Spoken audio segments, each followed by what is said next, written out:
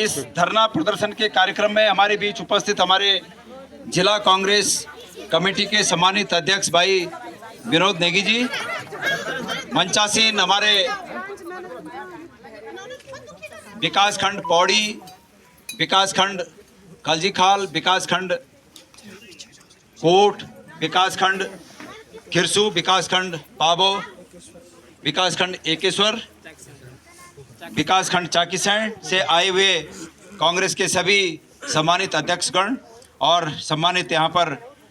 पदाधिकारीगण, उपस्थित मातृशक्ति और अभी हमारी एक प्रखर वक्ता बहन, ये भूलिनो क्या चाहे, बहन सरस्वती, हाँ बहन सरस्वती, जिनके मुख में निश्चित रूप में साक्षात सरस्वती का वास है। ये धरना प्रदर्शन और लंबा चले और अन्य लोगों को भी अपनी बातें कहनी है, वो सब लोग अपनी बात कहेंगे, शांतिपूर्वक सब अपनी बात कहें। उससे पहले मैं इसलिए खड़ा हुआ कि मैं अपनी बात को सही तरीके से आप लोगों के साथ साथ यहाँ सरकार के दरवाजे पर कह सकूं, ताकि सरकार तक ये बात जा सके। हमारी बात सरकार तक जाए उससे पहले एक चीज़ मैं महसूस कर रहा हूँ कि जो लोग भी इस फ्रॉड में प्रभावी हैं, जिन पर ये कुप्रभाव पड़ा है, जो लोग प्रभावित हुए हैं, जिन लोगों को ठगा गया है, उन लोगों की आपस की एकता बहुत आवश्यक है। अगर वो लोग आपस में टूटेंगे तो निश्चित रूप में ये लड़ाई कमजोर पड़ेगी। ये समझ लेना, हम एक राजनीतिक दल से हैं और निश्चित रूप में हम एक राजनीतिक दल से हैं तो हम उन लोगों के साथ इसलिए खड़े हैं कि समाज में जब ये परिलक्षित होता है कि एक वर्ग किसी बात से प्रभावित हो रहा है, नुकसान उस वर्ग को हो रहा है और सरकार उस पर ध्यान नहीं दे रही है, तो विपक्ष का ये राजनीतिक धर्म है कि हम यहाँ पर खड़े हों और हमारी बात को सरकार के दरवाजे पर हम कहें और ये बात सरकार के कानों तक जाए। हमारा ये प्रयास है। लेकिन अतीत से लेकर अब तक जितने आंदोलन हुए वो इस बात के प्रमाण हैं कि अगर उनमें से किसी आंदोलन में आंदोलनकर्ताओं में आपस में फूट पड़ गई तो वो आंदोलन अंजाम तक नहीं पहुंचते, क्योंकि आपके आपस की फूट को पता नहीं कितने लोग इंतजार से देख रहे होंगे कि इनमें आपस में फूट पड़े और ये मामला वहीं का वहीं शांत हो जाए। मैं आपको सचेत करना चाहता हूं, तमाम लोगों को जो इस पूरे प्रकरण में ठगे गए हैं, मैं उन सब लोगों को इस सोशल मीडिया के माध्यम से सचेत करना चाहता हूं, पूरे उत्तराखंड के उन लोगों से, कि आपको एक होने की आवश्यकता है। ये साधारण बात नहीं है कि एक व्यक्ति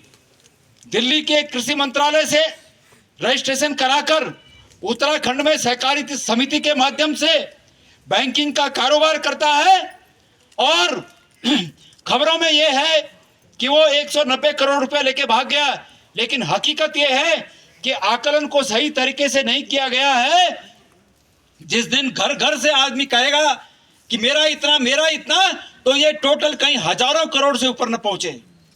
इसलिए उस बड़े आदमी के साथ संघर्ष करने के लिए सबकी एकता बहुत आवश्यक है। आज मंडल मुख्यालय पौड़ी से उन सब लोगों को मैं ये आह्वान करना चाहता हूं कि वो सब एक रहें, आपस में एक दूसरे पर छींटाकशी न करें। गलती हुई होगी, लेकिन ये बहन ने सही कहा कि भाई हम तो वो लोग हैं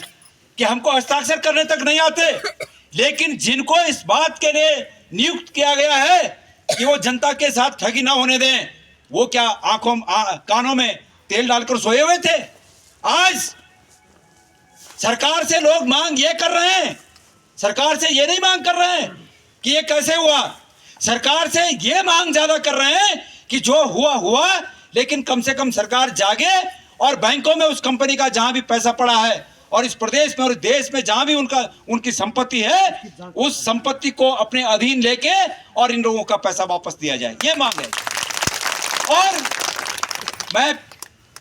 होली के 2 दिन पहले एक दिन श्रीनगर के रास्ते अपने गांव जा रहा था, पैठानी। मुझे रास्ते में कुछ बहनें मिली और उन्होंने कहा कि भाई जी हम ठगे गए। मैंने उस पूरे प्रकरण को देखा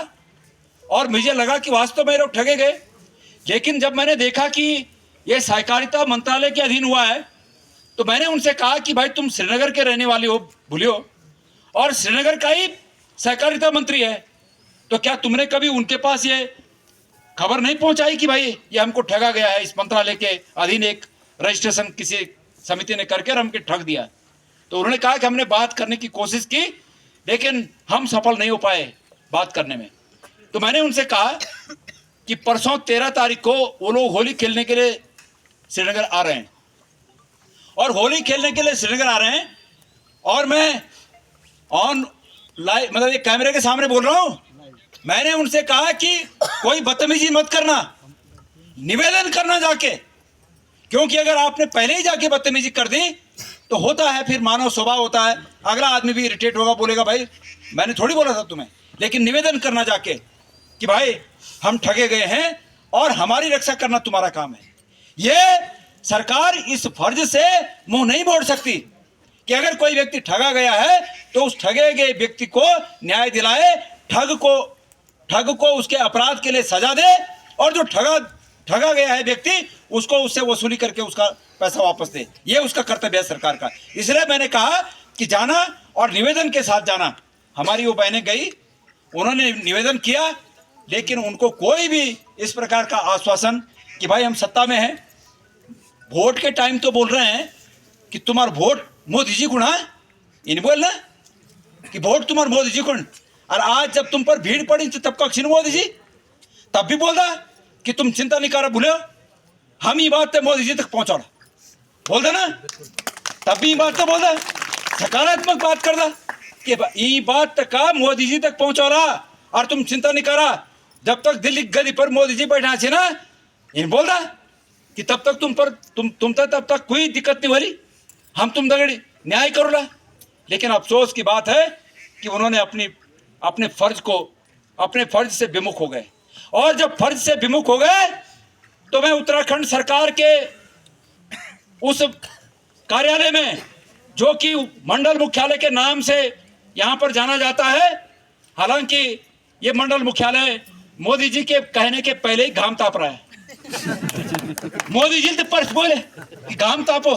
पर मंडल मुख्यालय भाई कब बड़ी घाम तापनु और घाम तापो बोले, और जय दिन बटी बोल, दिन बटी सड़क खाना नहीं लायक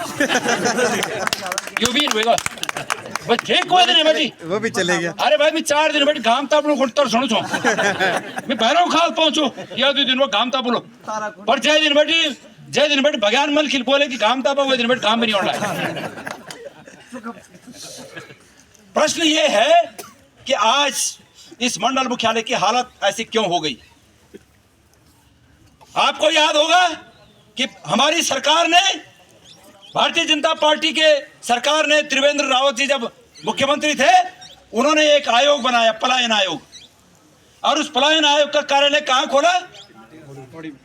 पौड़ी खोला। और आज कक्सू आयोग वो भी देहरादून चल गया, वो पलायन आयोग भी पलायन कर गया। और कितने हंसी की बात हुई है कि पलायन आयोग स्वयं पलायन कर गया। तो मेरे भाइयों और मेरी बहनों, मैं आज आपका ये ज्ञापन, हमने ये ज्ञापन भी बना रखा है, और इस ज्ञापन के माध्यम से मैं सरकार को मैं ये चेतावनी देना चाहता हूं कि सरकार जागे, सरकार नींद से जागे, सरकार अपने नागरिकों के साथ होने वाले अन्याय के खिलाफ इच्छा शक्ति को मजबूत करे कि हम उन अपराधियों को सजा देंगे और उन लुटेरों से उस लूटी गई राशि को बरामद करके अपने नागरिकों की रक्षा करेंगे, उनके धन को वापस दिलाएंगे। सरकार इस बात को सुनिश्चित करे।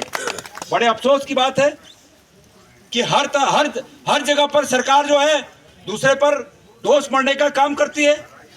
हर आदमी दूसरे पर दोष मढ़ने का काम करता है। इस प्रदेश की राजनीतिक स्थिति से आप लोग अवगत हैं अच्छी तरह। अरे भाई, सदन में खड़े होकर एक मंत्री एक वर्ग को गाली दे रहा है। मंत्री को आभास होना चाहिए